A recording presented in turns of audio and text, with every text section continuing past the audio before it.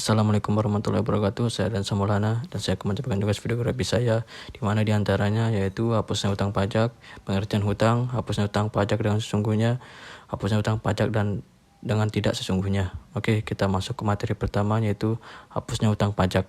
Lahirnya hutang pajak karena undang-undang dan hapusnya juga karena undang-undang. Begitulah konsep dasar penghapusan hutang pajak yang disampaikan Ketua Departemen Hukum Pajak Fakultas Hukum Universitas Gadjah Mada atau UGM, Arfi Johan, dalam sebuah seminar yang diselenggarakan oleh Asosiasi Kurator dan Pengurus Indonesia atau AKPI bekerjasama dengan FHUGM Kamis. Lantas seperti apa UU mengatur hapusnya hutang pajak?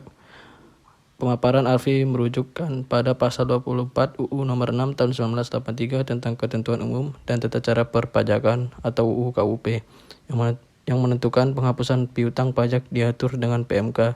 Dalam penjelasan pasal disebutkan bahwa materi keuangan mengatur tata cara penghapusan dan menentukan besarnya jumlah piutang pajak yang tidak dapat ditagih lagi, antara lain karena wajib pajak atau WP telah meninggal dunia dan tidak mempunyai harta warisan atau kekayaan. Kita lanjut ke materi kedua tentang pengertian hutang.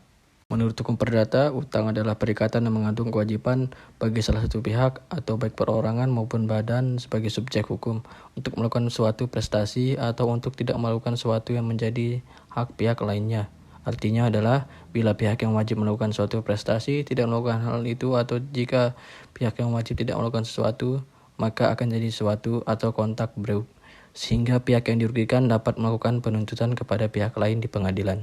Kita lanjut materi 3, hapusnya hutang pajak dengan sesungguhnya. Ada 5 cara menghapus hutang pajak.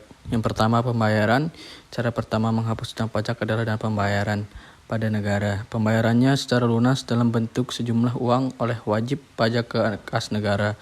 Dalam hal ini wajib pajak dapat membayarnya sendiri atau menguasakannya pada pihak lain selama pihak tersebut bertindak atas nama wajib pajak yang memiliki hutang pajak.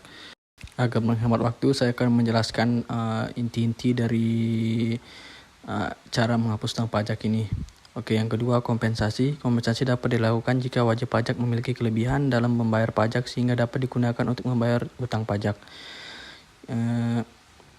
Kelebihan bayar pajak sendiri dapat terjadi karena berbagai hal seperti perubahan undang-undang pajak, kekeliruan pembayaran, adanya pemberian pengurangan dan sebaliknya. Karena itu kelebihan pajak ini dapat dikreditkan. Yang ketiga ada kadaluarsa. Kadaluarsa di sini adalah kadaluarsa penagihan. Lansir dari DJP, hak untuk menagih pajak. Kadaluarsa setelah melampaui waktu 5 tahun terhitung sejak tanggal terhutang pajak, atau kadaluarsa setelah atau berakhirnya masa pajak.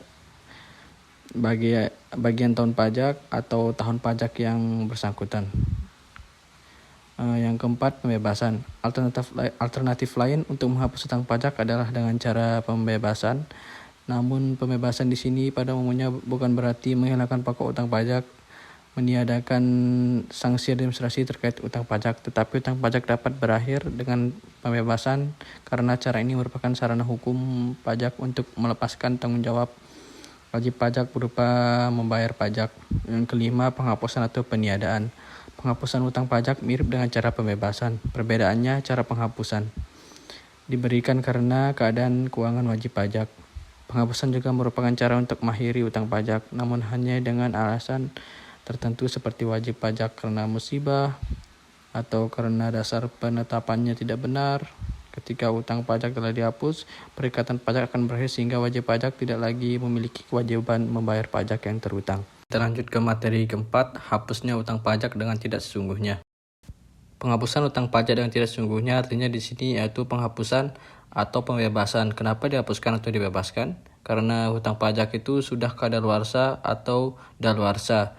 Penagihnya lewat dari 5 tahun. Kadaluarsa di sini adalah kadaluarsa penagihan. Melansir dari DJP, hak untuk menagih pajak adalah kadaluarsa setelah melampaui 5 tahun terhitung sejak tanggal terhutang pajak atau berakhirnya masa pajak, bagian tahun pajak atau tahun pajak yang bersangkutan. Sebagaimana yang sudah dijelaskan di materi sebelumnya, penghapusan hutang pajak mirip dengan cara pembebasan. Perbedaannya, cara penghapusan diberikan karena keadaan keuangan wajib pajak. Penghapusan juga merupakan cara untuk mengakhiri hutang pajak, namun hanya dengan alasan tertentu seperti wajib pajak, terkena musibah, atau karena dasar penetapannya tidak benar. Ketika hutang pajak telah dihapus, perikatan pajak akan berakhir sehingga wajib pajak tidak lagi memiliki kewajiban membayar pajak yang terhutang. Mungkin itu sekian dari saya. Mohon maaf apabila ada kesalahan kata atau pengucapan saya yang salah. Mohon dimaafkan. Sekian, terima kasih. Wassalamualaikum warahmatullahi wabarakatuh.